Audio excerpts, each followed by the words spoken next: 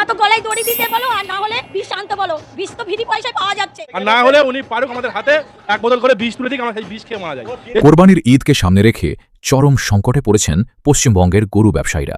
রাজ্য প্রশাসন ১৯৫০ সালের West Bengal animal slaughter control act কঠোরভাবে বাস্তবায়নের উদ্যোগ নেওয়ায় গরু, বলদ বা মহিষ জবাইয়ে এখন সরকারি পশু চিকিৎসক ও প্রশাসনের যৌথ অনুমোদন বাধ্যতামূলক করা হয়েছে।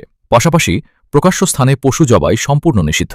এই কড়াকড়ির কারণে মুসলিম ক্রেতারা পশুর হাটে যেতে ভয় পাচ্ছেন, ফলে বাজারে ক্রেতার উপস্থিতি উল্লেখযোগ্যভাবে কমে গেছে।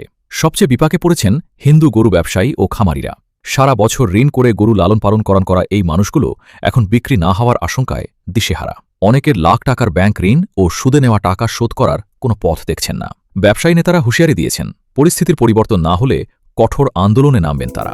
আইনি জটিলতা আর রাজনৈতিক টানাপোড়েনের মাঝে পড়ে পশ্চিমবঙ্গের গবাদি পশুর অর্থনীতি এখন গভীর সংকটে।